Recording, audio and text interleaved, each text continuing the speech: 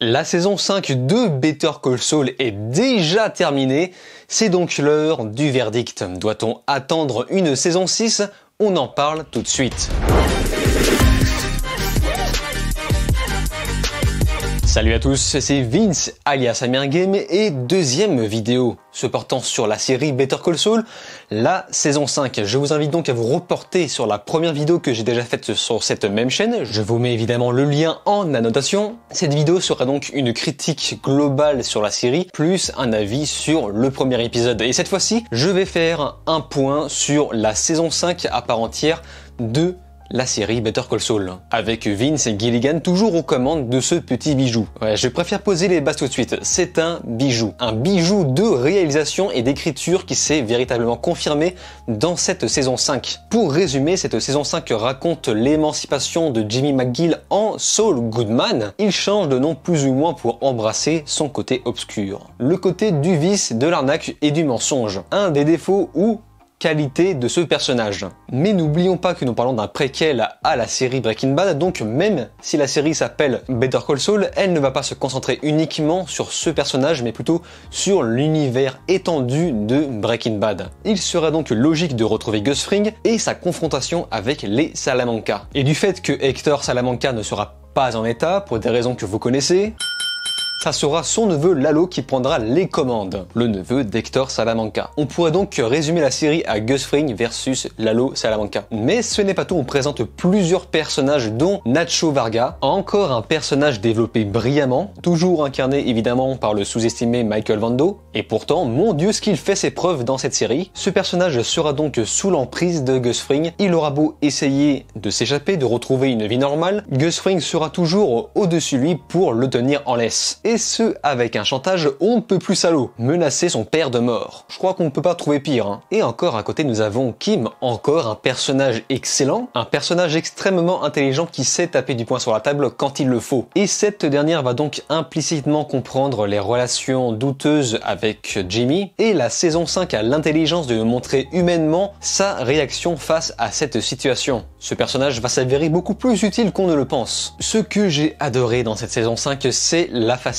beaucoup plus dramatique concernant le personnage de Saul Goodman. On était tout le temps habitué dans Breaking Bad de voir ce personnage très humoristique, très clown finalement. C'était un clown, il était habillé en clown, et cette série a le brio de conserver ce côté un peu humoristique sur ce personnage, mais malgré tout insérer un côté dramatique extrêmement réaliste. Et sans entrer dans les spoils, je voulais revenir sur le personnage de Kim. Je rappelle que ce personnage a été créé pour la série Better Call Saul, donc la grande question est de savoir comment celle-ci va disparaître dans la série Breaking Bad. Mais peut-être que la série Breaking Bad n'avait pas forcément besoin de nous montrer celle-ci, qu'elle existait peut-être toujours et encore en relation avec Saul Goodman. Je doute fortement qu'on fasse par exemple tuer ce personnage pour la faire disparaître dans le futur, ce qui risque de créer un Saul Goodman beaucoup trop sombre pour la série Breaking Bad qui, je le rappelle, est beaucoup plus léger, amusant. Je vois mal un personnage comme Saul Goodman de la série Breaking Bad avec un passé aussi sombre et mystique. C'est la raison pour laquelle je pense que la saison 6 va se concentrer davantage sur le futur de Breaking Bad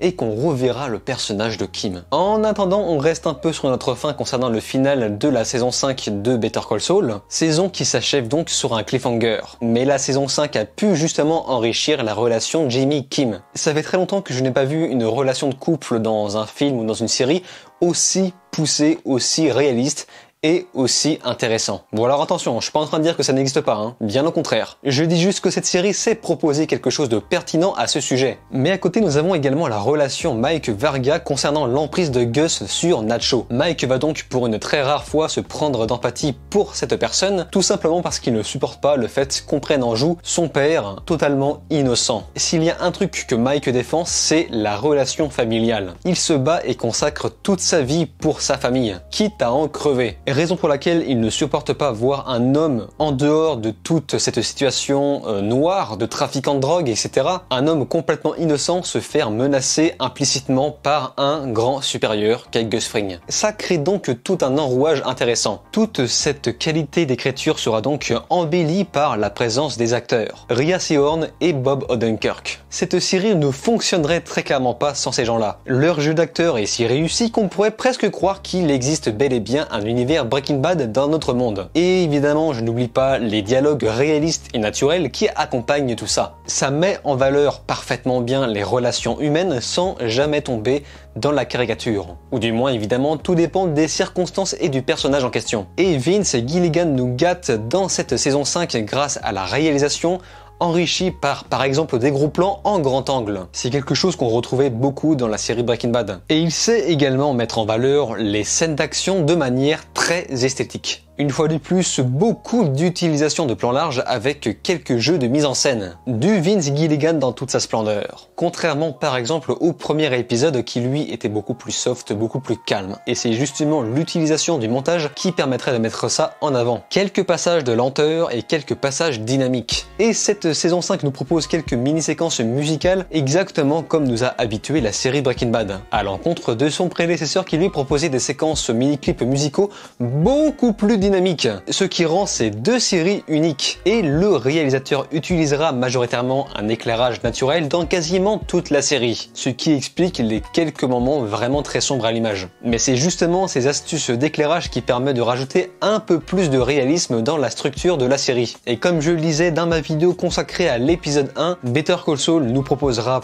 peu de musique, mais quelques partitions seront arrivées au moment opportun. Cette saison 5 sera donc toujours aussi réussie que ses précédentes. Malheureusement, Better Call Saul a beaucoup de mal à ramener tous les fans de Breaking Bad. En ce qui me concerne, même si je considère Breaking Bad comme une de mes séries préférées, ça ne signifie pas non plus que je me considère comme un fan hardcore. Malgré tout, je parviens à retrouver mes repères dans cette œuvre. Donc pour les personnes qui ne connaissent pas cette série et qui se sont arrêtées aux premiers épisodes, je ne vous conseille pas forcément d'aller plus loin car la série reste à peu près dans ce même rythme. Et là pour le coup, ça sera juste une question de goût. Goût que je partage donc avec plaisir. Une saison 6 sera donc prévue pour boucler le tout et ce, complété par 13 épisodes. Et je tiens à remercier les quelques commentaires qui ont pu me reprendre sur ce détail dans ma vidéo consacrée à l'épisode 1. En effet, j'ignorais si les producteurs comptaient bel et bien produire une énième saison, et en effet, il y aura une 6e qui sera donc la dernière. Et j'ai hâte de voir comment cette dernière va donc conclure la série. Ce qui est sûr, comme je le disais tout à l'heure, c'est que cette saison 6 va donc se dérouler